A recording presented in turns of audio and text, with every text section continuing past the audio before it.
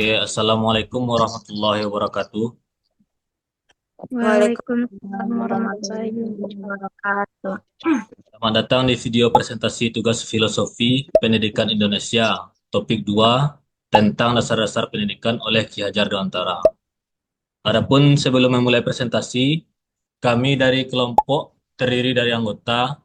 Yang pertama, saya selaku moderator. Berikutnya, Aptri Novadianis, Cindy Amelia, dan Fahmi Latifah. Kemudian langsung saja masuk ke presentasi. Yang pertama yaitu mengenai apa makna kata menuntun dalam proses pendidikan.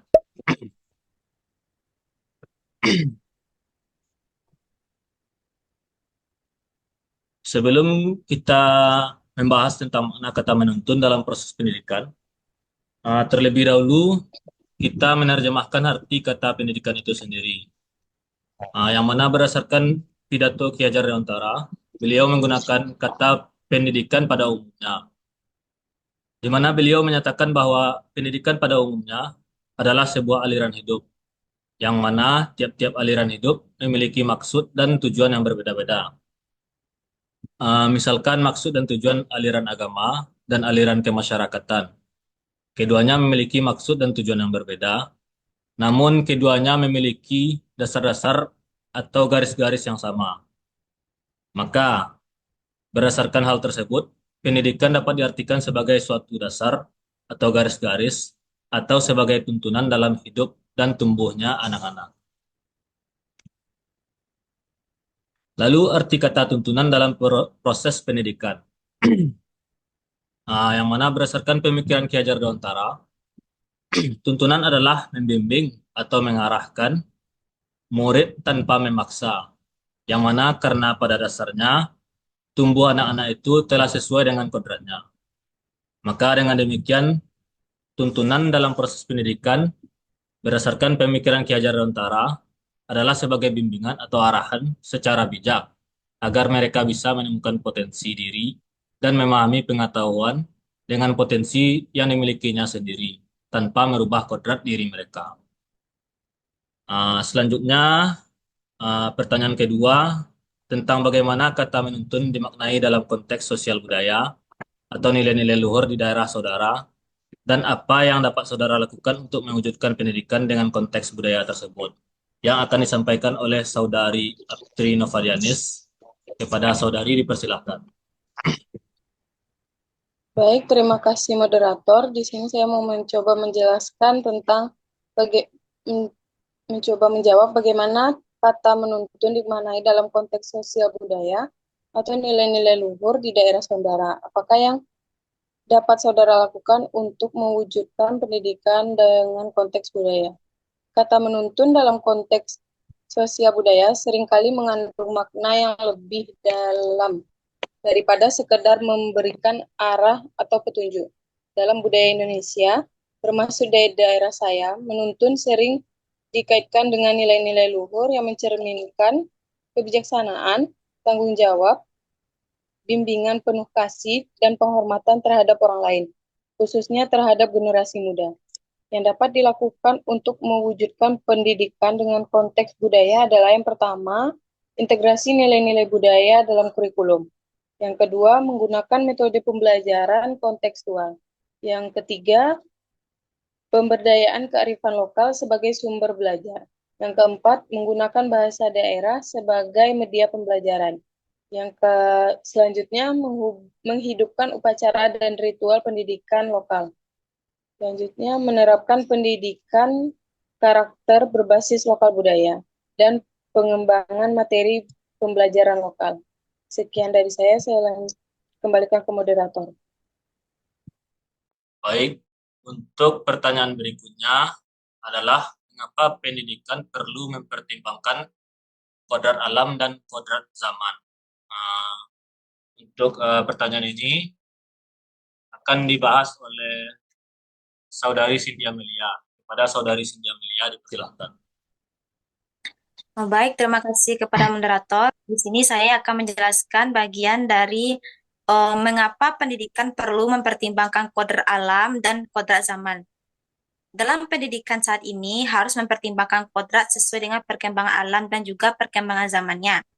Karena dalam perkembangan alam yang seiring dengan perkembangan dari siswa. Adapun poin yang pertama yaitu pengembangan karakter yang dimana sesuai dengan kodrat maka pendidikan harus membimbing anak melalui pendidikan agar terciptanya anak yang kreatif dan memiliki sifat baik atau memiliki rasa tanggung jawab yang ditanam. Yang kedua adalah poin menanamkan pendidikan sesuai dengan potensi alam. Anak saat ini pendidikan mencerdaskan siswa, maka tidak harus dituntut anak untuk menjadi karakter sesuai dengan keinginan. Maksudnya yaitu potensi dari dalam diri yang berkembang dengan alami tanpa paksaan dan tuntutan yang keras, tetapi harus menanamkan karakter budi pekerti yang baik. Ketika anak memiliki karakter berbeda, maka disesuaikan dengan potensi. Misalnya, anak suka bernyanyi, maka biasakan atau diarahkan bakat dan potensi yang menjadi penyanyi. Atau anak yang memiliki suara yang keras atau aktif biasanya diarahkan menjadi pemimpin atau paskibraka. Selanjutnya, pada poin ketiga adalah keunikan setiap anak. Anak memiliki keunikan dan karakter yang berbeda sesuai dengan keunikan tersendirinya. Maka dengan begitu, pendidikan berkembang sesuai dengan alam dan saling menghargai setiap perbedaan individu siswa. Maka anak dapat menerima dan menjadi termotivasi di dalam hidupnya. Selanjutnya, masuk pada pertanyaan yang selanjutnya, kodrat pendidikan sesuai dengan zamannya. Maksudnya adalah, dalam pendidikan sekarang harus beriringan dengan perkembangan zaman sekarang agar anak dapat berkembang dengan sesuai dengan kehidupan zamannya. Yang pertama itu adalah adaptasi dengan perubahan. Seiring perkembangan, maka pendidikan sesuai dengan perubahan atau terobosan terbaru dalam dunia.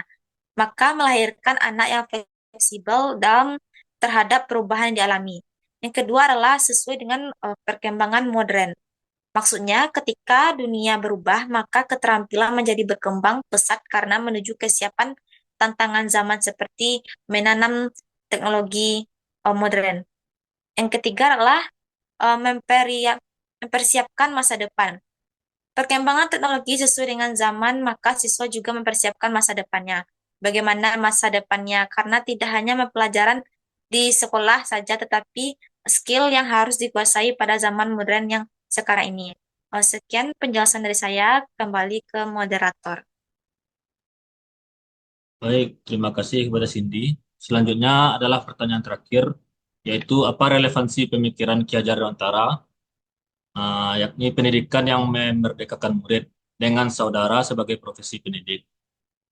Untuk pertanyaan ini akan disampaikan oleh Saudari Fahmi Latifah. Pada Saudari dipersilakan. Baik, terima kasih kepada moderator. Di sini saya akan mencoba menjawab pertanyaan apa relevansi pemikiran Ki Hajar Dewantara pendidikan yang memerdekakan murid dengan saudara sebagai profesi pendidik. Relevansi pemikiran Ki Hajar Dewantara tentang pendidikan yang memerdekakan murid sangat penting bagi seorang pendidik. Karena pemikiran ini menekankan prinsip-prinsip pendidikan yang mengedepankan kebebasan, penghargaan terhadap keunikan individu, dan pembelajaran yang kontekstual bagi murid. Sebagai seorang pendidik, beberapa hal yang relevan antara lain, yang pertama, menghargai potensi individu. Pemikiran Ki Hajar Dewantara mendorong pendidik untuk mengenali dan menghargai potensi unik setiap murid.